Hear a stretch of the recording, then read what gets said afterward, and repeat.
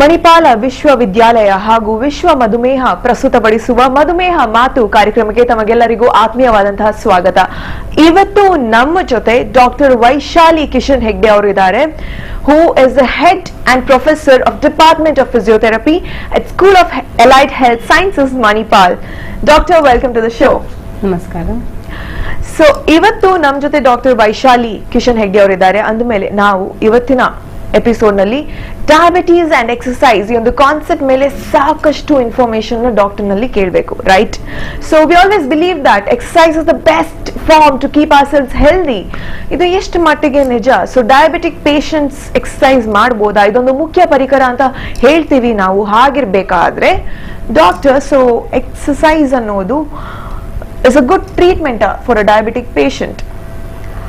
ಒಳ್ಳೆಯ ಪ್ರಶ್ನೆಯನ್ನು ಕೇಳಿದ್ದೀರಿ. ನಾವು ಎಕ್ಸರ್ಸೈಸ್ ವ್ಯಾಯಾಮ ಹೇಳುವಾಗ ಅದನ್ನು ಚಿಕಿತ್ಸೆಯ ರೂಪದಲ್ಲೇ ನೀಡುತ್ತೇವೆ.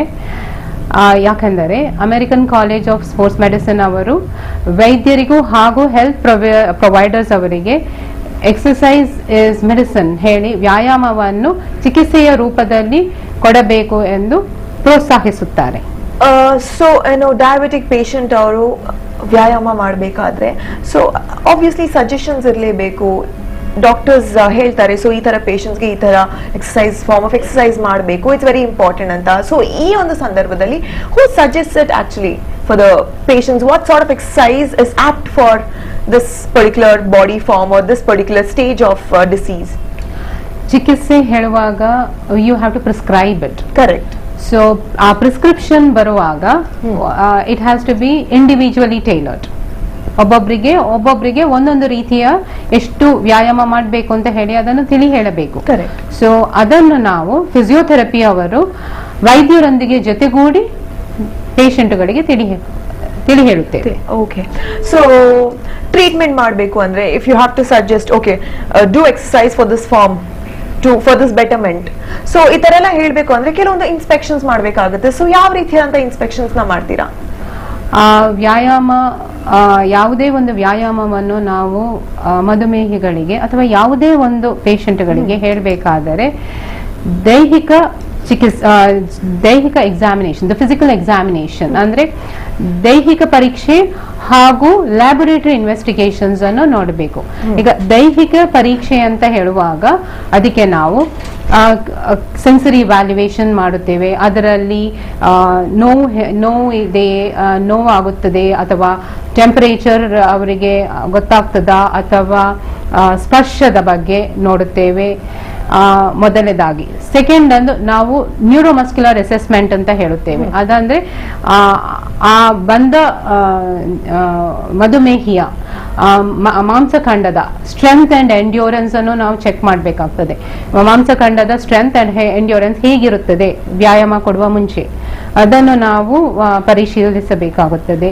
Third is the foot evaluation ಹೇಳ್ತೇವೆ. ಫುಟ್ ಇವ್ಯಾಲ್ಯುವೇಷನ್ ಅಲ್ಲಿ ಆ ಚರ್ಮ ಹೇಗಿರುತ್ತದೆ, ಪಾದದ ಕೆಳಭಾಗದ ಚರ್ಮದ ಪರೀಕ್ಷೆಯನ್ನು ಮಾಡುತ್ತೇವೆ.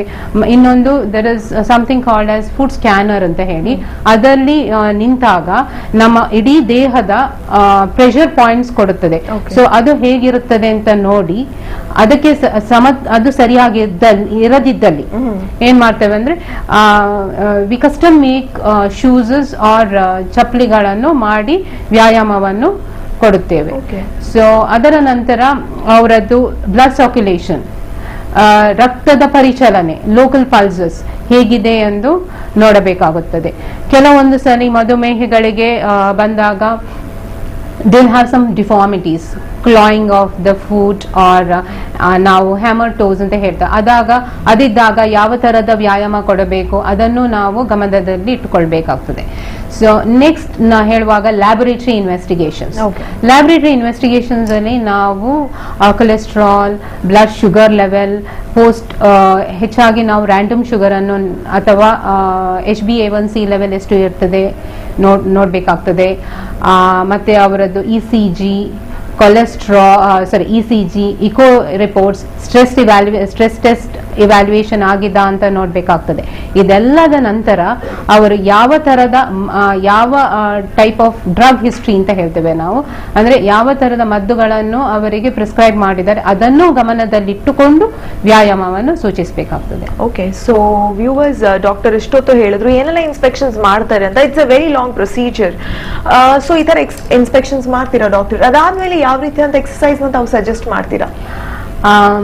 ಎಲ್ಲರಿಗೂ ಗೊತ್ತಿರುವ ಹಾಗೆ you have basically 2 types of exercise, 2 ತರದ ವ್ಯಾಯಾಮ ಇದೆ. ಒಂದು ಏರೋಬಿಕ್ ಎಕ್ಸರ್ಸೈಸ್ ಹೇಳ್ತೇವೆ, ಮತ್ತೆ ಎಲ್ಲರಿಗೂ ಗೊತ್ತಿದ್ದಾಗೆ ರೆಸಿಸ್ಟೆನ್ಸ್ ಎಕ್ಸರ್ಸೈಸ್.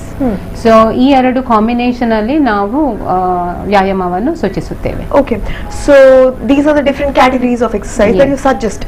ಸೊ ಅದರಲ್ಲೇ ಇನ್ನು ಪರ್ಟಿಕ್ಯುಲರ್ ಅಂತ ಬಂದಾಗ ಯಾವ form of exercise do you suggest for a diabetic patient? Aerobic exercise ಅಂತ ಹೇಳುವಾಗ ನಾವು ಏರೋಬಿಕ್ ಅಥವಾ ಎಂಜೂರೆನ್ಸ್ ಎಕ್ಸರ್ಸೈಸ್ ಅಂತ ಹೇಳುವಾಗ ಕಾಮನ್ ಆಗಿ ನಾವು ನೋಡ್ತೇವೆ walking is one example, swimming ಅಥವಾ ಟ್ರೆಡ್ಮಿಲ್, ಸೈಕ್ಲಿಂಗ್.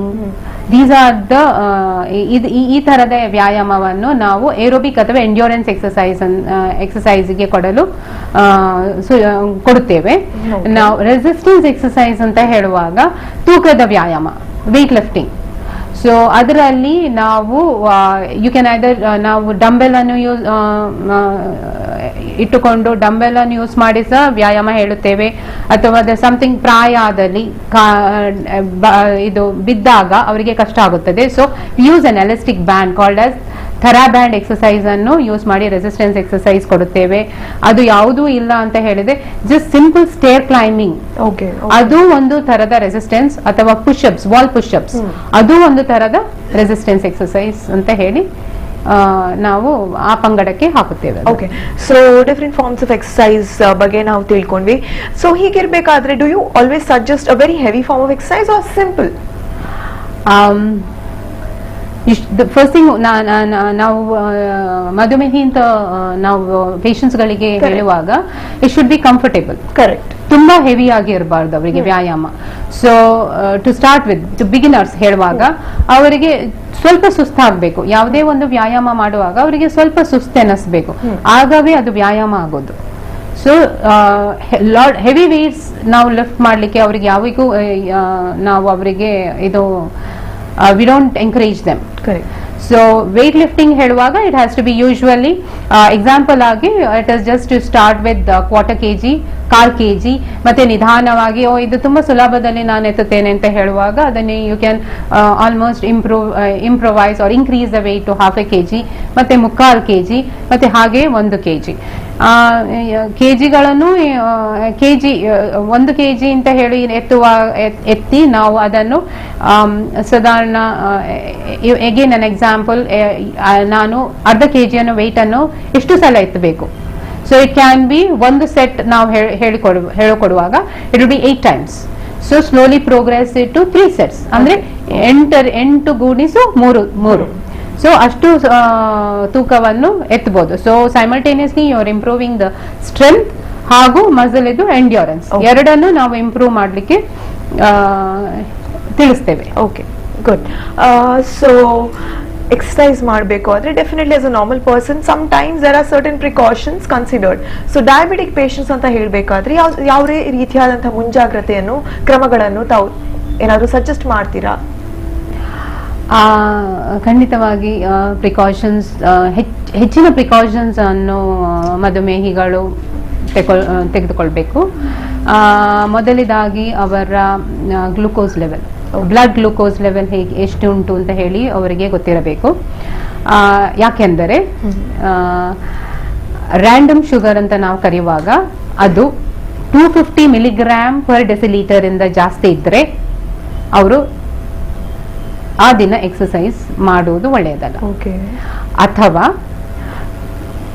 ಅದೇ ರ್ಯಾಂಡಮ್ ಶುಗರ್ 100 mg/dL ಇಂದ ಕಮ್ಮಿ ಇದ್ರೆ, ಸೊ ಆಗವೂ ಎಕ್ಸರ್ಸೈಸ್ ಇಸ್ ನಾಟ್ ಪ್ರಿಸ್ಕ್ರೈಬ್. ಆಗ ಏನ್ ಹೇಳ್ತೇವೆ ಅಂದ್ರೆ ಒಂದು 30 grams ಏನಾದ್ರೂ ಸೇವನೆ ಮಾಡಿ, ಕಾರ್ಬೋಹೈಡ್ರೇಟ್ಸ್ ಎಸ್ಪೆಷಲಿ, ಅಥವಾ ಬಿಸ್ಕಿಟ್ಸ್ ಏನಾದ್ರೂ ಕಾರ್ಬೋಹೈಡ್ರೇಟ್ ಸೇವನೆ ಮಾಡಿ, ಅದು if you improve the blood sugar, ಹಾಗಾದರೆ then you can go and exercise. ಒಂದು ಇನ್ನೊಂದು you have to see your heart rate, pulse rate ಹೇಗೆ ಉಂಟು ಅಂತ, ಎದೆ ಬಡಿತ ಹೇಗೆ ಇರಬೇಕು ಅಂತ. If it is less than, ಈಗ ಸಾಮಾನ್ಯವಾಗಿ ನಾವೆಲ್ಲ ನಡೆಯುವಾಗ ನೀವೇ ಈಗ ಮೆಟ್ಟಲ್ ಸ್ಟೇರ್ ಕ್ಲೈಂಬ್ ಮಾಡುವಾಗ your heart rate increases. But if ಆ ಹಾರ್ಟ್ ರೇಟ್ ಅಥವಾ ಎದೆ ಬಡಿತ ಡಸ್ ನಾಟ್ ಇನ್ಕ್ರೀಸ್, ಹಾಗಾದರೆ ತಕ್ಷಣ ಅವರು ವ್ಯಾಯಾಮವನ್ನು ನಿಲ್ಲಿಸಬೇಕಾಗಿ ಬರ್ತದೆ. So this is another precaution they have to take. ಇನ್ನೊಂದು ಎದೆನೋವು ಎಗೇನ್ ಇದ್ದಲ್ಲಿ ವ್ಯಾಯಾಮ ಮಾಡುವಾಗ ಎದೆ ನೋವು ಎಲ್ಲಿಯಾದ್ರೂ ಬಂದ್ರೆ again this also has to be taken into consider. ಇದನ್ನು ಅವರು ಕನ್ಸಿಡರ್ ಮಾಡಿ ವ್ಯಾಯಾಮವನ್ನು ಮುಂದುವರಿಸಬೇಕಾಗ್ತದೆ. So after this category of patients, ma'am, so the next important thing, I think, patients with insulins. So for these category of patients, how would you treat them and what precautions you suggest ಮಾಡ್ತೀರಾ before and suggesting the exercise for them? ಈಗ insulin ಅನ್ನು ಅವರು ಈಗ human insulin, ಅದು ಯಾವುದೇ ಒಂದು insulin ಅನ್ನು inject ಮಾಡಿಕೊಳ್ಳುವಾಗ ಪೇಷಂಟ್ಸ್ಗಳಿಗೆ, ಅಂಥ ಪೇಷಂಟ್ಸ್ಗಳು ನಮ್ಮಲ್ಲಿ ಬಂದಾಗ ಮುಖ್ಯವಾಗಿ ಅವರಿಗೆ ಯಾವ ಭಾಗಕ್ಕೆ ಇನ್ಸುಲಿನ್ ಅನ್ನು ತೆಗೆದುಕೊಳ್ತಾರೆ ಅದು ನಮಗೆ ವೆರಿ ಇಂಪಾರ್ಟೆಂಟ್ ಆಗಿರ್ತದೆ. ಸೊ ಅವ್ರು ಯಾವ ಭಾಗದಲ್ಲಿ, ಈಗ ನಾವು ಅವರು ವಾಕಿಗೆ ಹೋಗುವಾಗ ಎಕ್ಸಾಂಪಲ್, ಸೊ ತಡೆಗೆ ಇನ್ಸುಲಿನ್ ಅನ್ನು ತೆಗೆದುಕೊಳ್ಳುವುದು ಅಷ್ಟು ಸೂಕ್ತವಲ್ಲ. ಅಥವಾ ಕೈಯ ಎಕ್ಸಸೈಸ್ ಅಪರ್ ಲಿಂಬ್ ಎಕ್ಸಸೈಸ್ ಅಂತ ಹೇಳ್ತೇವೆ ನಾವು. ಕೈಯ ಎಕ್ಸಸೈಸ್ ಅನ್ನು ಮಾಡುವಾಗ ಭುಜಕ್ಕೆ ಇನ್ಸುಲಿನ್ ಅನ್ನು ತೆಗೆದುಕೊಳ್ಳುವುದು ಅಷ್ಟು ಒಳ್ಳೆಯದಲ್ಲ. ಸೊ ಸೂಕ್ತವಾದ ಜಾಗ ಅಂದರೆ ಸೊಂಟದಲ್ಲಿ, abdominal site is the best site for whenever your ನಾವು ಎಕ್ಸಸೈಸ್ ಅನ್ನು ಹೋಗ್ಲಿಕ್ಕಿದ್ರೆ. So insulin has to be taken in the abdominal site. ಅಥವಾ ಸೊಂಟಕ್ಕೆ ತೆಗೆದುಕೊಳ್ಳೋದು ಸೂಕ್ತ. Okay. So doctor, coming to the next question, peripheral neuropathy diabetic patients. So ಇಂಥ patients ಗೆ ತಾವು ಯಾವ ರೀತಿಯಾದಂಥ suggestions ನ ಕೊಡ್ತೀರಾ? What sort of precautions do you suggest for them? Peripheral neuropathy ಹೇಳುವಾಗ ಇಂಥವರಿಗೆ ಬ್ಯಾಲೆನ್ಸ್, ಸಮತೋಲನೆ ತಪ್ಪುವ ಒಂದು ಚಾನ್ಸಸ್ ಇರುತ್ತೆ. ಅದಕ್ಕೆ ನಾವು ಬ್ಯಾಲೆನ್ಸ್ ಅಸೆಸ್ಮೆಂಟ್ ಮಾಡಬೇಕಾಗ್ತದೆ. ಹಾಗೂ ಅವರ ಸೆನ್ಸೇಷನ್ಸ್ ಅಸೆಸ್ಮೆಂಟ್, ನಾನು ದೈಹಿಕ ಪರೀಕ್ಷೆಯಲ್ಲಿ ಅದಕ್ಕೆ ನಾವು ಸೆನ್ಸರಿ ವ್ಯಾಲ್ಯೂಯೇಷನ್ ಅನ್ನು ಮಾಡೋದು. ಸೊ ಇಂಥವರಿಗೆ ಸೆನ್ಸರಿ ವ್ಯಾಲ್ಯೂಯೇಷನ್ ಮುಖ್ಯವಾಗಿ ಮಾಡಿ ಮತ್ತೆ ವ್ಯಾಯಾಮವನ್ನು ಸೂಚಿಸುತ್ತೆ. ಸೊ ಯಾವುದೇ ಪೇಷಂಟ್ ನಮಗೆ ಬರುವಾಗ ಈ ಎಲ್ಲ ಇದನ್ನು ಗಮನದಲ್ಲಿ ಇಟ್ಟುಕೊಂಡು, ಪೆರಿಫೆರಲ್ ನ್ಯೂರೋಪತಿಯನ್ನು ಗಮನದಲ್ಲಿ ಇಟ್ಟುಕೊಂಡು ದೈಹಿಕ ಪರೀಕ್ಷೆಯನ್ನು ಮಾಡುತ್ತೆ. ಓಕೆ. ಸೊ ಇನ್ನು ಯಾವ ರೀತಿಯಾದಂತಹ ಎಕ್ಸಸೈಸ್ ನ ಯಾವ ಹಂತದಲ್ಲಿ ಮಾಡಬೇಕು ಅಂತ ಸಜೆಸ್ಟ್ ಮಾಡ್ತೀರಾ? ಎಕ್ಸಸೈಸ್ ಹೇಳುವಾಗ ಸ್ವಲ್ಪ ಕಷ್ಟವಾಗಿರಬೇಕು. ಸಾಧಾರಣವಾಗಿ ನಾವು ಆರಾಮದಲ್ಲಿ ನಡೆದುಕೊಂಡು ಇಟ್ಸ್ ನಾಟ್ ವ್ಯಾಯಾಮ ಅಂತ ಹೇಳಿ ಎಸ್ಪೆಷಲಿ ಮಧುಮೇಹಿಗಳಿಗೆ ಅದು ಆಗೋದಿಲ್ಲ. ಅವರು ವ್ಯಾಯಾಮ ಮಾಡುವಾಗ ಸ್ವಲ್ಪ ಕಷ್ಟವಾಗಿರ್ಬೇಕು ಅಥವಾ ಸ್ವಲ್ಪ ದಣಿವಾಗಿರಬೇಕು ಶುರು ಮಾಡುವಾಗ. ಮತ್ತೆ ಅವ್ರು ನಮ್ಮಲ್ಲಿ ಬರುವಾಗ ಹಂತದಲ್ಲಿ ಅವರಿಗೆ ಎಷ್ಟು ವ್ಯಾಯಾಮವನ್ನು ಮಾಡಬಹುದು ಎಂದು ನಾವು ಹೇಳಿಕೊಡುತ್ತೇವೆ. ಎಕ್ಸಾಂಪಲ್ ಆಗಿ ನಾನು ಚಿಕ್ಕ ಎಕ್ಸಾಂಪಲ್ ಕೊಡ್ಬೇಕಾದ್ರೆ, ಈಗ ಒಂದು ವ್ಯಕ್ತಿ 10 ನಿಮಿಷ ನಡೆದ ಕೂಡಲೇ ಅವನಿಗೆ ಸುಸ್ತಾಗಬಹುದು. ಸೊ ಹಾಗೆಯೇ ಒಂದು ವಾರ ಬಿಟ್ಟು ಅವನು ಪರ್ಸಿಸ್ಟೆನ್ಸ್ ಇನ್ ಎಕ್ಸಸೈಸ್ ಬೇಕು, ದಿನ ನಡಿಬೇಕು. ಅವನು ವಾರದಲ್ಲಿ 2 ದಿವಸ ನಡೆದು ಇನ್ನು ನನಗೆ ತೊಂದರೆ ಇಲ್ಲ, 4 ದಿವಸ ನಡೆಯೋದಿಲ್ಲ ಹೇಳಿದ್ರೆ ಆಗೋದಿಲ್ಲ. ಇದು ದಿನ ಒಂದು ವಾರದ 7 ದಿವಸದಲ್ಲಿ 6 ದಿವಸ ನಡೆದಾಗ 10 ನಿಮಿಷ ಶುರು ಮಾಡಿದರೆ ನಿಧಾನವಾಗಿ ಅವರಿಗೆ ಇದು ನನಗೆ ಸಾಧಾರಣವಾಗಿ ನಾನು ಆರಾಮದಲ್ಲಿ ನಡೀತಾ ಇದ್ದೇನೆ ಅಂತ ಆಗುತ್ತದೆ. ಆ ಹಂತದಲ್ಲಿ ಸ್ವಲ್ಪ ನಾನು 5 ನಿಮಿಷ ಜಾಸ್ತಿ ನಡೀತೇನೆ ಅಂತ ಹೇಳಿ ಹೋಗಿ, ಸೊ ಟಾರ್ಗೆಟ್ ಆಗಿ 30 ನಿಮಿಷಗಳ ಕಾಲ ತೆಗೆದುಕೊಂಡು ಹೋಗ್ಬೇಕು. Okay. So diabetic patients exercise ಅನ್ನೋ ತುಂಬಾನೇ ಇಂಪಾರ್ಟೆಂಟ್ ಫಾರ್ಮ್ ಅಂತ ಹೇಳ್ತಾ ಇದ್ರೆ ಇಷ್ಟೊತ್ತು. ಸೊ ವ್ಯಾಯಾಮದ ನಂತರ ಯಾವ ಅಂಶಗಳನ್ನ ನಾವು ಗಮನದಲ್ಲಿ ಇಟ್ಕೊಳ್ಬೇಕು? ಯಾವುದೇ ಮಧುಮೇಹಿ ವ್ಯಾಯಾಮದ ನಂತರ ಯೂಶುವಲಿ ಆಗ್ತದೆ ಅಂತ ಹೇಳಲ್ಲ, ಆಗಬಹುದು ಹೇಳುವ ಇದು ಗಮನದಲ್ಲಿ ನಾವು ಅವರಿಗೆ ಹೇಳ್ಬೇಕಾಗ್ತದೆ. ಹೈಪೋಗ್ಲೈಸಿಮಿಯಾ ಅಂದ್ರೆ ಬ್ಲಡ್ ಶುಗರ್ ಲೆವೆಲ್ ಕಮ್ಮಿ ಆಗಬಹುದು, ಅಥವಾ ಬ್ಲಡ್ ಶುಗರ್ ಲೆವೆಲ್ ಜಾಸ್ತಿಯೂ ಆಗಬಹುದು ಕೆಲವೊಂದ್ಸಲ. ಯಾಕಂದ್ರೆ it is because of the sympathetic activity ಅಂತ ನಾವು ಹೇಳ್ತೇವೆ. ಇಲ್ಲದಿದ್ದ ಅಥವಾ ಎದೆ ನೋವು ಬರಬಹುದು. ಅಥವಾ ಇಂಜೂರ್ ಆಗ್ಬೋದು ಅವರ ಸಾಫ್ಟ್ ಟಿಶ್ಯೂಸ್. ಕರೆಕ್ಟ್. ಯಾಕಂದ್ರೆ ಬ್ಲಡ್ ಸರ್ಕ್ಯುಲೇಷನ್, ಪೆರಿಫರಲ್ ಸರ್ಕ್ಯುಲೇಷನ್ಸ್ ಕಮ್ಮಿ ಇರ್ತದೆ ಅಂತ ಹೇಳಿ ಅವರಿಗೆ ಸಾಫ್ಟ್ ಟಿಶ್ಯೂ ಇಂಜುರಿಯೂ ಆಗ್ಬೋದು. ಈಗ ಲಕ್ಷಣಗಳೇನು ಅಂತ ಹೇಳಿ ಅವ್ರು ಕೇಳಬಹುದು. ನನ್ಗೆ ಹೇಗೆ ಗೊತ್ತಾಗ್ತದೆ ಹೈಪೋಗ್ಲೈಸಿಮಿಯಾ ಆಗಿದೆ ಅಥವಾ ಸಕ್ಕರೆ ಅಂಶ ನನ್ನ ರಕ್ತದಲ್ಲಿ ಕಮ್ಮಿ ಆಗಿದೆ ಅಂತ ಹೇಳಿ. ರಕ್ತದಂಶ ಕಮ್ಮಿ ಆದಾಗ ಕೆಲವೊಂದು ಸೂಚನೆಗಳು ಬರುತ್ತದೆ. ಏನೆಂದರೆ ಒಂದು ಅವರಿಗೆ ಗಾಬರಿ ಆಗಬಹುದು. ಕರೆಕ್ಟ್. ತುಂಬಾ ಸ್ವೆಟಿಂಗ್, ತುಂಬಾ ಬೆವರಬಹುದು ಅಥವಾ ಬಾಯಿ ತೊದಲ್ಬಹುದು. Or he can get dizziness ಅಥವಾ ತಲೆ ತಿರುಗಬಹುದು. ಈ ಎಲ್ಲ ಸೂಚನೆ ಬಂದಾಗ ಅವರಿಗೆ ಗೊತ್ತಾಗಬೇಕು ನಾನು ವ್ಯಾಯಾಮದ ಅವಧಿ ನಿಲ್ಲಿಸಬೇಕು ಅಥವಾ ತಕ್ಷಣ ನಿಲ್ಲಿಸಬೇಕು ಅಥವಾ ವ್ಯಾಯಾಮದ ಇಂಟೆನ್ಸಿಟಿ ಅಂತ ಹೇಳ್ತೇವೆ ಅದನ್ನು ಕಮ್ಮಿ ಮಾಡಬೇಕಾಗುತ್ತೆ. ನೆಕ್ಸ್ಟ್ ಡೇ ಮಾಡುವಾಗ ಇಂಟೆನ್ಸಿಟಿ ಕಮ್ಮಿ ಮಾಡಬೇಕಾಗ್ತದೆ ಅಥವಾ ಇದು ಬಂದಾಗ ತಕ್ಷಣ ನಿಲ್ಲಿಸಬೇಕು. ಹೈಪರ್ ಗ್ಲೈಸಿಮಿಯಾ ಅಥವಾ ಗ್ಲೂಕೋಸಿನ ರಕ್ತದಲ್ಲಿ ಹೆಚ್ಚಾದಾಗ ಎಂತ ಆಗ್ತದೆ, ಏನೆಲ್ಲ ಲಕ್ಷಣಗಳಂದ್ರೆ ಪದೇ ಪದೇ ಮೂತ್ರ ವಿಸರ್ಜನೆ ಅಥವಾ ಅತಿಯಾದ ಬಾಯಾರಿಕೆ ಮತ್ತು ತಲೆನೋವು ಬರಬಹುದು ಅಥವಾ ದೃಷ್ಟಿಮಂದತೆ ಇರಬಹುದು. ಈ ಎಲ್ಲ ಲಕ್ಷಣವನ್ನು ನೋಡಿ ಬರುತ್ತೆ. ಓಕೆ. ಸೊ ಇದರ್ ಸಡನ್ಲಿ ಸಿಂಪ್ಟಮ್ಸ್ ರೆಕಗ್ನೈಸ್ ಮಾಡಿದ್ರೆ ಸಡನ್ ಆಗಿ ಸ್ಟಾಪ್ ಮಾಡಬೇಕು at very critical stage, otherwise you can reduce your form of exercise, the intensity of the exercise. Correct. Doctor ಇದೀಗಷ್ಟೇ ಹೇಳಿದ್ರು ನಮಗೆ ಎಕ್ಸಸೈಸ್ ಮಾಡಬೇಕಾದ್ರೆ suppose you see there is a very negative symptom out of it, you see are in a critical stage, your heart beat chest pain bandaga, so at the critical stage you have to either suddenly stop the form of exercise or slow down the intensity of the exercise day by day. not day by day, ಮರು ದಿವಸಕ್ಕೆ ಅವರು ತಕ್ಷಣ ಕಮ್ಮಿ ಮಾಡಬೇಕು. ಹಾಗೆಯೇ ಯಾವುದೇ ಒಂದು ವ್ಯಾಯಾಮ ಆ ದಿನ is always better to check their sugar level and then go for an exercise ಹೇಳ್ತೇವೆ ನಾವು. ದಿನನಿತ್ಯ ಅವರ ಡಯಾಬಿಟೀಸ್ ಲೆವೆಲ್ ಎಷ್ಟು ಉಂಟು ಅಂತ ಹೇಳಿ ನೋಡಿ ವ್ಯಾಯಾಮ ಮಾಡೋದು ಒಳ್ಳೇದು. ಅದಕ್ಕೆ ನಾನು ಮುಂಚೆ ನೀವು ಕೇಳಿದಾಗ ನಾ ಹೇಳಿದೆ 250ಗಿಂತ ಮೇಲಿದ್ರೆ ವ್ಯಾಯಾಮ ಮಾಡಬಹುದಾರದು ಅಥವಾ 100ಕ್ಕಿಂತ ಕೆಳಗೆ ಬ್ಲಡ್ ಶುಗರ್ ಲೆವೆಲ್ ಕಮ್ಮಿ ಇದ್ರೆ, ರ್ಯಾಂಡಮ್ ಬ್ಲಡ್ ಶುಗರ್ ಕಮ್ಮಿ ಇದ್ರೆ ಮಾಡಬಾರದು. ಈ ತರದಲ್ಲಿ ಅವರಿಗೆ ಯಾವಾಗ ಗೊತ್ತಾಗ್ತದೆ ಅಂತ ಹೇಳಿ ದಿನನಿತ್ಯ ಅದನ್ನು ನೋಡುವಾಗ ಅವರಿಗೆ ಗೊತ್ತಾಗ್ತದೆ. ಅವರ ಬ್ಲಡ್ ಶುಗರ್ ಹೇಗೆ ಉಂಟು ಇವತ್ತು, ನಾನಿವತ್ತು ವ್ಯಾಯಾಮ ಮಾಡಬಹುದಾ ಬೇಡವಾ ಅಥವಾ ಇಲ್ಲದಿದ್ರೆ ಈ ಲಕ್ಷಣಗಳಿಂದ ಸಹ ಗೊತ್ತಾಗ್ತದೆ. ಲಕ್ಷಣಗಳು ಗೊತ್ತಾದಾಗ ತಕ್ಷಣ ಅವ್ರು ನಿಲ್ಲಿಸಬೇಕು. ಇನ್ನು ಸೂಕ್ತ ವೈದ್ಯರ ಸಲಹೆಯ ನಂತರ ಅಥವಾ ಫಿಸಿಯೋಥೆರಪಿ ಅವರು ನಮ್ಮಲ್ಲಿಗೆ ಬಂದರು ನಾವು ಅವರಿಗೆ ಸಲಹೆ ಹೇಳಿ ಮತ್ತೆ ಅವರಿಗೆ ಎಷ್ಟು ನಡಿಬಹುದು, ಏನು ಇದಕ್ಕೆ ವಾಟ್ ಅದರ್ ಆಲ್ಟರ್ನೇಟ್ ಚೇಂಜಸ್ ಮಾಡಬಹುದು ಇದನ್ನೆಲ್ಲ ಹೇಳ್ಬಹುದು. Okay doctor. ಸೊ ಇಷ್ಟೊತ್ತು ಡಯಾಬಿಟೀಸ್ ಅಂಡ್ ಎಕ್ಸರ್ಸೈಸ್ ಬಗ್ಗೆ ಮಾತಾಡಿದಾಯ್ತು. So exercise an important form of treatment for diabetics. ನಿಮ್ಮ ಒಂದು ಪ್ರಶ್ನೆಗೆ ಹಲವಾರು ಉತ್ತರಗಳು ಬಂತು. ಸಿಂಪ್ಟಮ್ಸ್ ಏನು, ಪ್ರಿಕಾಷನ್ಸ್ ಯಾವ ರೀತಿ ಮಾಡಬೇಕಾಗುತ್ತೆ, ಪ್ರತಿಯೊಂದು ವಿಚಾರದ ಬಗ್ಗೆ ಸೂಕ್ತವಾದಂತಹ ಉತ್ತರ ಇಷ್ಟೊತ್ತು ನಮ್ಮ ಡಾಕ್ಟರ್ ಕೊಡ್ತಾ ಇದ್ರು. ಆದ್ರೆ ಈ ವಿಚಾರದ ಬಗ್ಗೆ ಮತ್ತಷ್ಟು ಮಾತಾಡೋದಕ್ಕಿದೆ. ಅದಕ್ಕೂ ಮುಂಚೆ ಕಾರ್ಯಕ್ರಮದಲ್ಲಿ ಒಂದು ಪುಟ್ಟ ವಿರಾಮ.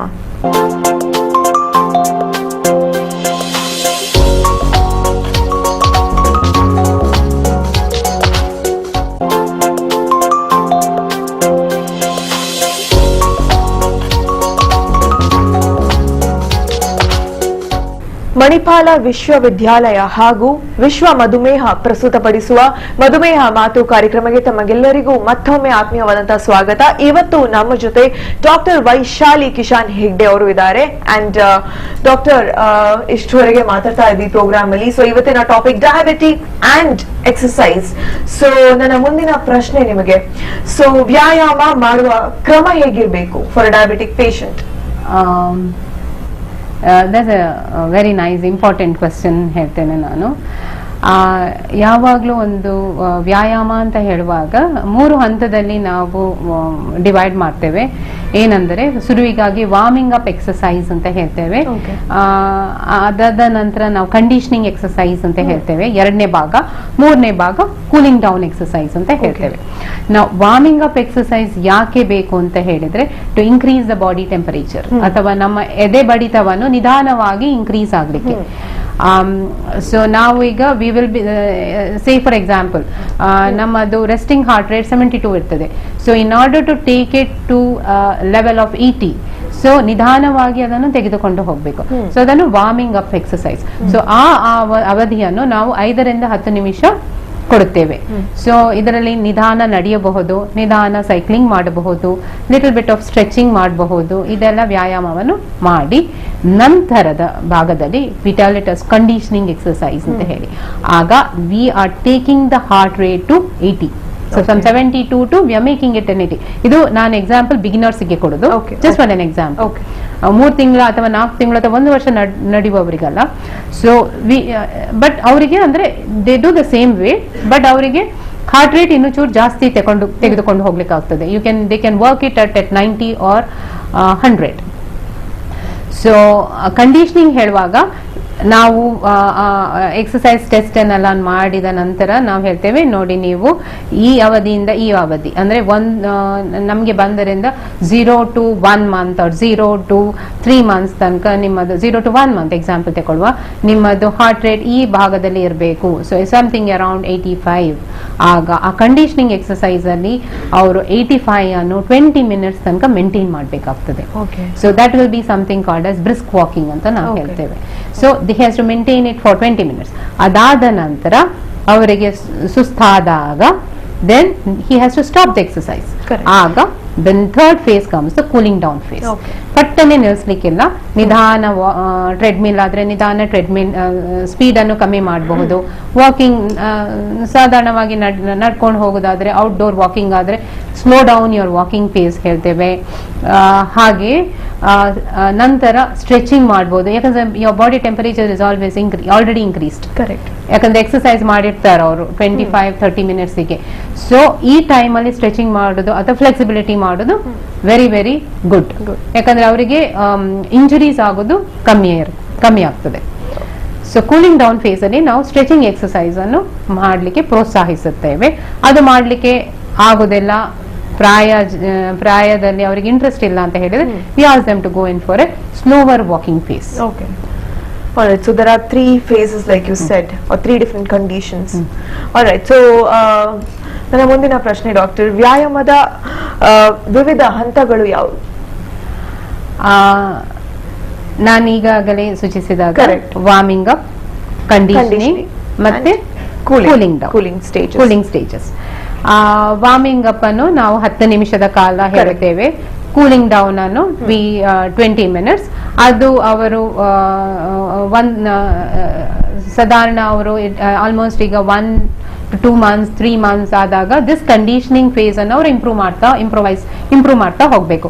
ಸೊ ಅದನ್ನು ಅವರು 20 ನಿಮಿಷದಿಂದ 30 ನಿಮಿಷದಿಂದ 30 ನಿಮಿಷದಿಂದ 45 ನಿಮಿಷದ ತನಕ ಮಾಡಬಹುದು. ಈಗ ಮಧುಮೇಹಿ ಪ್ಲಸ್ ಹೈಪರ್ ಟೆನ್ಷನ್ ಇದ್ರೆ ಆಗ ಅವರು ತುಂಬಾ ಬ್ರಿಸ್ಕ್ ಆಗಿ ವಾಕ್ ಮಾಡಬಾರ್ದು. ಆ ಇಂಟೆನ್ಸಿಟಿ ನಾವು ಲೋ ಇಂಟೆನ್ಸಿಟಿ ಅಂತ ಹೇಳ್ತೇವೆ. ಆಗ ಸಾಧಾರಣ ಆರಾಮದಲ್ಲಿ ಉಸಿರಾಟವಿದ್ದುಕೊಂಡು ಅವರು ನಡೆಯುವುದು ಉತ್ತಮ. ಸೊ ಹೈಪರ್ ಟೆನ್ಷನ್ ಮತ್ತು ಡಯಾಬಿಟೀಸ್ ಇದ್ದವರಿಗೆ ಹೇಳುದು, ಡಯಾಬಿಟೀಸ್ ಮಾತ್ರ ಇದ್ದಲ್ಲಿ ಬ್ರಿಸ್ಕ್ ವಾಕಿಂಗ್ ಈಸ್ ಅಲೌಡ್, ಮಾಡಬಹುದು ಅವರು. ಆದ್ರೆ ಹೈಪರ್ ಟೆನ್ಷನ್ ಮತ್ತೆ ಡಯಾಬಿಟೀಸ್ ಇದ್ದವರು ವೆರಿ ವೆರಿ ಇಂಪಾರ್ಟೆಂಟ್, ಅವರಿಗೆ ತುಂಬಾ ವೇಗದಲ್ಲಿ ನಡೆಯುವುದು ನಾವು ಸೂಚಿಸುವುದಿಲ್ಲ. So we go in for light to moderate intensity exercise ಅನ್ನು ನಾವು ಸೂಚಿಸುತ್ತೇವೆ ಅವರಿಗೆ. ಹಾಗೆ ಮಧುಮೇಹ ಮತ್ತೆ ಒಬೆಸಿಟಿ ಇದ್ದವರು ಅಥವಾ ತೂಕ ಜಾಸ್ತಿ ಇದ್ದಲ್ಲಿ ಈಗ 20 ನಿಮಿಷ ಅವರಿಗೆ ಸಾಲುದಿಲ್ಲ ಬೊಜ್ಜು ಕರಗಿಸ್ಲಿಕ್ಕೆ. ಸೊ ಅಂಥವರು 45 ನಿಮಿಷದ ಕಾಲ 45 ನಿಮಿಷದಿಂದ 1 ಗಂಟೆಯ ಕಾಲ ವ್ಯಾಯಾಮ ಮಾಡಬಹುದು. ಇದನ್ನು ಹಂತದಲ್ಲಿ ಅವರು ಮುಂದುವರಿಸಬೇಕಾಗ್ತದೆ. ಈಗ ಫಾರ್ ಎಕ್ಸಾಂಪಲ್ 3 ತಿಂಗಳಿನ ನಂತರ then he has to target for 45 to 1 hour of walking. Slowly he has to increase his timing of walking. ಅದಕ್ಕೆ ಅವರು ಪರ್ಸಿಸ್ಟೆಂಟ್ ಆಗಿರ್ಬೇಕು. ದಿನನಿತ್ಯ ಅಟ್ಲೀಸ್ಟ್ 6 ದಿನ ವ್ಯಾಯಾಮ ಅಥವಾ ನಡೆಯೋದು, ಸೈಕ್ಲಿಂಗ್ ಅಥವಾ ಟ್ರೆಡ್ಮಿಲ್ ವಾಕಿಂಗ್ ಮಾಡಲೇಬೇಕಾಗುತ್ತದೆ. ಕೆಲವೊಂದ್ಸಲ ಏನ್ ಹೇಳ್ತಾರಂದ್ರೆ you can go in 6 days a week. Say for example ನಾನು ಹೇಳೋದಾದ್ರೆ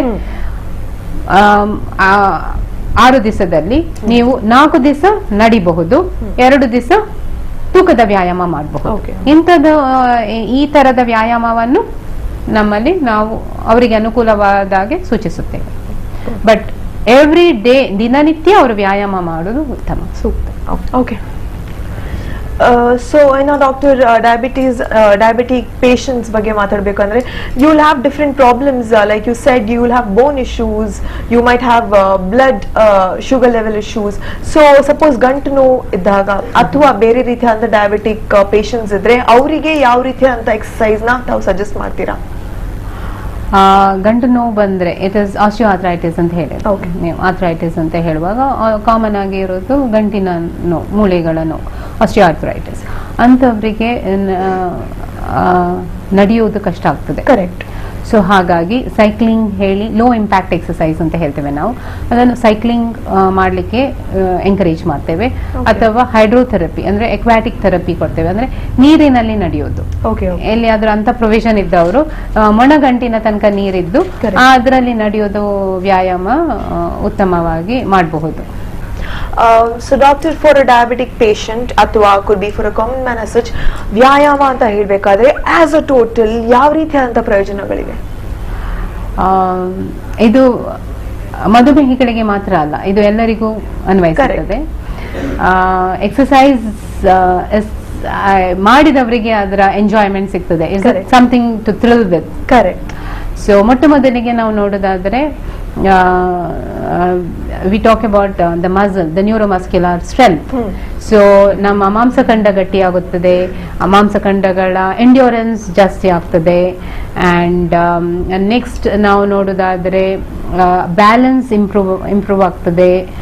ಅಂಡ್ ಜಾಯಿಂಟ್ ಮೋರ್ ಫ್ಲೆಕ್ಸಿಬಲ್ ಆಗ್ತದೆ, ಯಾಕಂದ್ರೆ ಫ್ಲೆಕ್ಸಿಬಲ್ ಎಕ್ಸಸೈಸ್ ಅನ್ನು ನಾವು ಇನ್ಕ್ಲೂಡ್ ಮಾಡ್ತಾ ಇದ್ದೇವೆ ಇಲ್ಲಿ.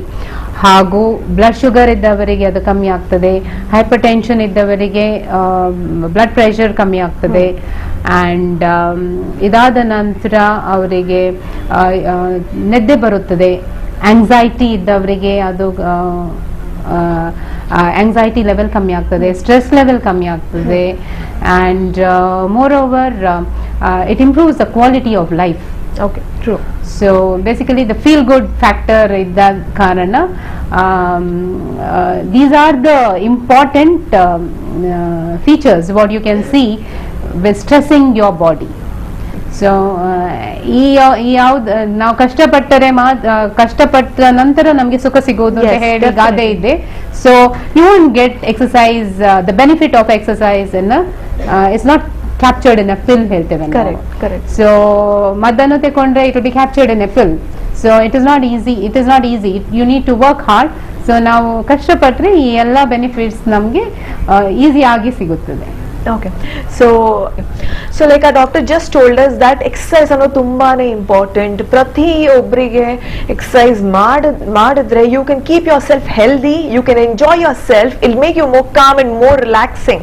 So ಹೀಗಿರ್ಬೇಕಾದ್ರೆ ಡಯಾಬಿಟಿಕ್ ಪೇಷಂಟ್ಸ್ ಅವರು ಎಕ್ಸಸೈಸ್ ಮಾಡ್ತಾರೆ, they take it as a treatment, it is suggested as a treatment form. ಆದ್ರೆ ಡಾಕ್ಟರ್, ವ್ಯಾಯಾಮವನ್ನು ಯಾವ್ದಾದ್ರು ಕಂಡೀಷನ್ಸ್ ಅಲ್ಲಿ ತಾವು ಸಜೆಸ್ಟ್ ಮಾಡ್ತೀರಾ ಮಾಡಬಾರ್ದು ಅಂತ?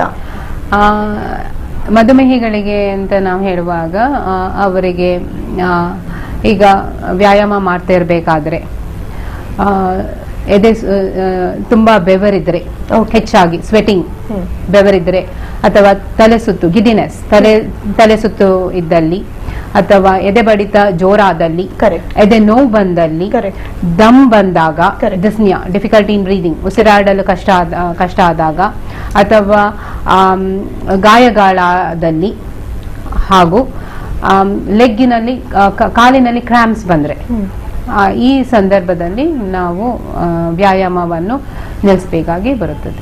Okay doctor.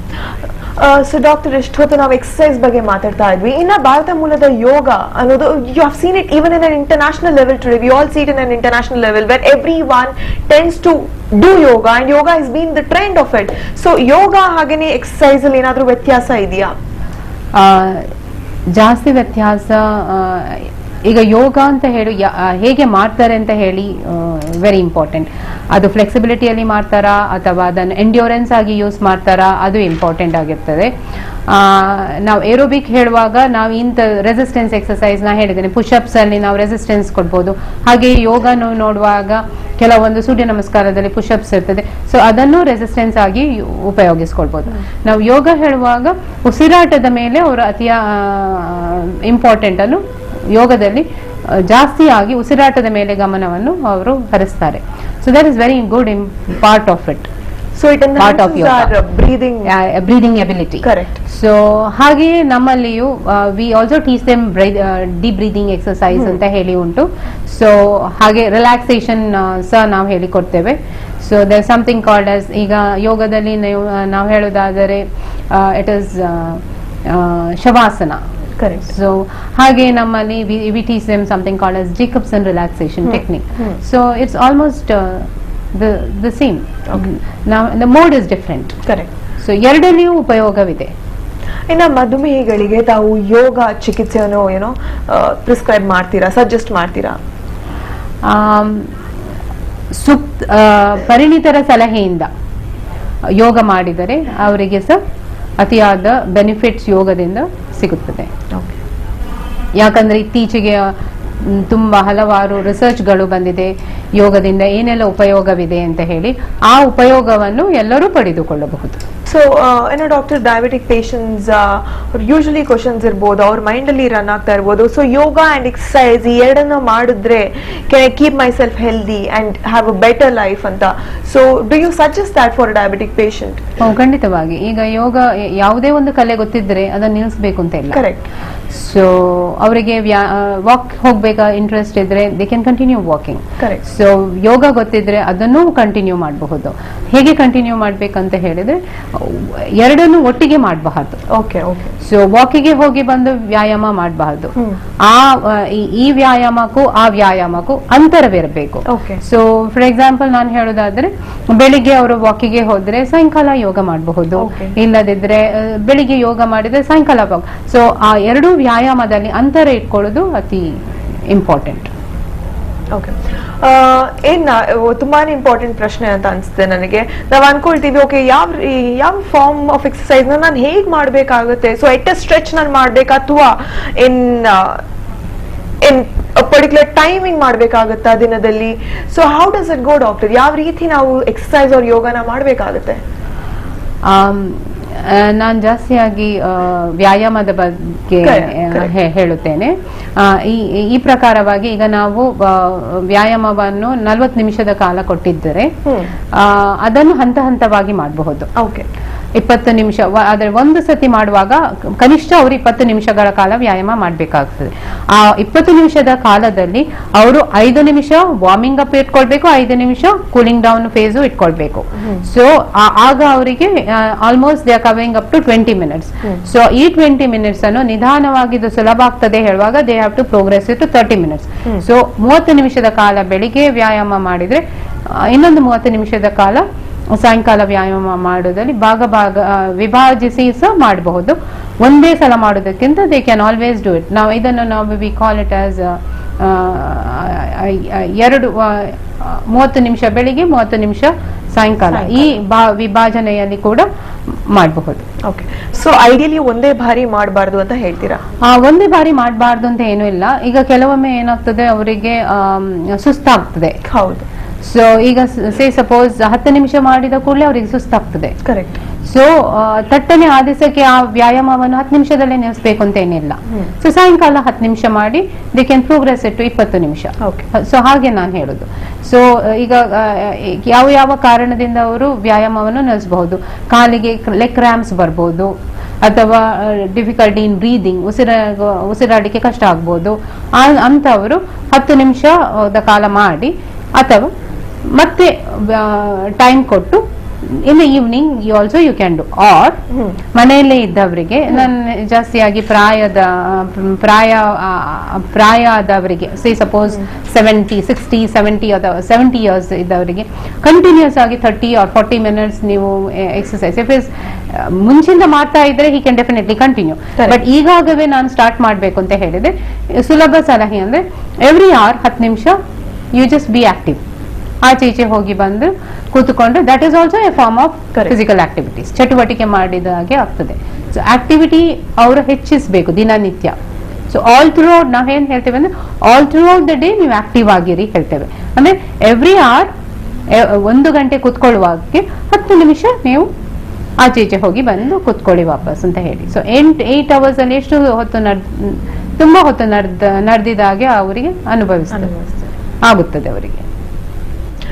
ಇನ್ನು ಡಾಕ್ಟರ್, ಡಯಾಬಿಟಿಕ್ ಪೇಷಂಟ್ಸ್ ಗಳಿಗೆ ಕನ್ಫ್ಯೂಷನ್ಸ್ ಇರುತ್ತೆ ಅಥವಾ ಹಲವಾರು ಪ್ರಶ್ನೆಗಳಿರುತ್ತೆ. I think this is one of those important questions. So if I'm not really keen about exercising, so how do I build my interest to take exercise as a form of treatment to cure my diabetes? Very important question. ನಾವು ಹೇಳ್ತೇವೆ ನೀವು persistent ಆಗಿರಿ, you have to adhere to exercise, ನೀವು ವ್ಯಾಯಾಮ ದಿನನಿತ್ಯ ಮಾಡಬೇಕು ಅಂತ ಹೇಳಿ. ಆದರೆ ಯಾರಿಗೆ ಇದು ಅಷ್ಟು ಇಂಟ್ರೆಸ್ಟಿಂಗ್ ಇರೋದಿಲ್ಲ. ನೀವು ಹೇಳಿದ್ದು ಸರಿಯಾಗಿದೆ. ನಾವು ಗ್ರೂಪ್ ಅಲ್ಲಿ ಫ್ರೆಂಡ್ಸ್ ಜೊತೆ ಹೋಗಬಹುದು, ಅಥವಾ ಮನೆ ಮಂದಿ ಎಲ್ಲ ಜೊತೆಗೂಡಿ ವ್ಯಾಯಾಮ ಮಾಡಬಹುದು, ಅಥವಾ ಈಗ ಸಮಥಿಂಗ್ ನಮ್ಮ ಮೊಬೈಲ್ ಅಲ್ಲಿ ಆಪ್ ಡೌನ್ಲೋಡ್ ಮಾಡಿ ನಾವು ಇಷ್ಟು ಹೆಜ್ಜೆಯನ್ನು ಇಟ್ಟಿದ್ದೇವೆ ಅಂತ ಅದು ಹೇಳುತ್ತದೆ ನಮಗೆ. ಸೇ for example something called speedometer, ಅದು ನಮ್ಮ ಎಷ್ಟು ಹೆಜ್ಜೆ ಈ ದಿನದಲ್ಲಿ ನಾವು ಎಷ್ಟು ಹೆಜ್ಜೆಯನ್ನು 24 ಗಂಟೆಯಲ್ಲಿ ಇಷ್ಟು ಹೆಜ್ಜೆಯನ್ನು ಇಟ್ಟಿದ್ದೇವೆ ಅಂತ ಹೇಳಿ ಬರ್ತದೆ. ಮತ್ತೆ ಫ್ರಿಸ್ಬಿ ಅಂತ ಹೇಳಿ ಒಂದು ಬರ್ತದೆ, ಅದರಲ್ಲಿ ಸಹ ಎಷ್ಟು ಹೆಜ್ಜೆ ಇಟ್ಟಿದ್ದೇವೆ ಅಂತ ಹೇಳಿ ಬರ್ತದೆ. ಸೊ ಈಗ ಸಾಧಾರಣವಾಗಿ ನಾವು 2000 ಸ್ಟೆಪ್ಸ್ ಇಟ್ಟುಕೊಂಡ್ರೆ ಅದು ದಟ್ ಇಸ್ ನಾಟ್ ಇನಫ್. ನಮ್ಮ ಅಮೆರಿಕನ್ ಡಯಾಬಿಟಿಕ್ ಅಸೋಸಿಯೇಷನ್ ಏನ್ ಹೇಳ್ತದೆ ಅಂದ್ರೆ ಸಾಧಾರಣವಾಗಿ 5,000ದಿಂದ 10,000 ತನಕ ಸ್ಟೆಪ್ಸ್ ಅನ್ನು ಹೆಜ್ಜೆಯನ್ನು ಇಟ್ಕೊಳ್ಬೇಕು. each step is counted there. Correct. So step walking ಹೇಳುವಾಗ ನಾವು 5,000 10,000, so 10,000 steps ನಾವು ಕವರ್ ಮಾಡಿದ್ರೆ so is almost you have walked for 45 minutes ಅಂತ ಹೇಳಿ ಅದಕ್ಕೆ they have approximated. ಸೊ ಪೀಡೋಮೀಟರ್ ಅಥವಾ ಮೊಬೈಲ್ ಕೆಲವೊಂದ್ಸತಿ ಕೆಲವು ಆಪ್ ಅಲ್ಲಿ ಹೇಳ್ತಾರೆ ನೀವು ಇಷ್ಟು ಕ್ಯಾಲರೀಸ್ ಬರ್ನ್ ಮಾಡಿದ್ದೀರಿ ಅಂತ ಹೇಳಿ. ಈ ಎಲ್ಲಾ ಟಿಪ್ಸ್ ನಮ್ಗೆ ನಾನು ಇನ್ನೂ ಜಾಸ್ತಿ ವ್ಯಾಯಾಮ ಮಾಡಬೇಕು ಅಥವಾ ಮೋಟಿವೇಶನ್ ಅನ್ನು ಈ ತರದ ಆಪ್ಸ್ ನಮ್ಗೆ ಕೊಡ್ತದೆ. ಓಕೆ, ಸೊ ಡಾಕ್ಟರ್, ಕೊನೆಯದಾಗಿ ನಮ್ಮ ಡಯಾಬಿಟಿಕ್ ಪೇಷಂಟ್ಸ್ ಅವರಿಗೆ exercise is really important form ಅಂತ ಇಷ್ಟೊತ್ತು ಮಾತಾಡ್ತಾ ಇದ್ವಿ. Any key notes towards end?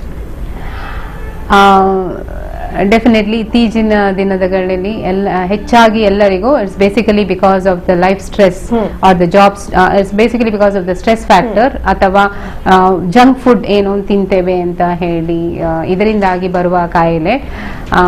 So be active all throughout the day and eat good food, probably that adu eradu ನಾವು ಮಾಡಿದ್ರೆ we can literally control, we cannot prevent but we can control our diabetes and the blood sugar level anta helike ಇಚ್ಛಿಸುತ್ತೇನೆ. Okay, thank you so much doctor.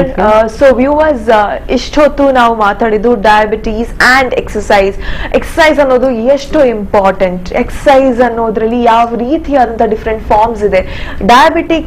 Diabetic patients ಅಂತ ಹೇಳ್ಬೇಕಾದ್ರೆ ಇವರು ಯಾವ ರೀತಿಯಾದ exercise ನ ಮಾಡ್ಬೇಕಾಗುತ್ತೆ, ಎಕ್ಸರ್ಸೈಸ್ ಮಾಡೋ ಜೊತೆಗೆ ಯಾವ ರೀತಿಯಾದ ಪ್ರಿಕಾಷನ್ಸ್ ನ ಕೂಡ ತಗೊಳ್ಬೇಕಾಗುತ್ತೆ, ಇದ್ರ ಜೊತೆಗೆ ಯೋಗ ಕೂಡ ಮಾಡಬಹುದಾ, in what are the motivational factors to build exercise as a healthy habit. ಸಾಕಷ್ಟು ವಿಷಯದ ಬಗ್ಗೆ ಮಾತಾಡ್ತಾ ಇದ್ವಿ ಇಷ್ಟೊತ್ತು. I am sure it must have been really informative for all of you out there. Thank you so much doctor for being with us today, for giving us lot of information, for spreading the awareness about how important exercise is for every human being. Thank you so much. Thank you.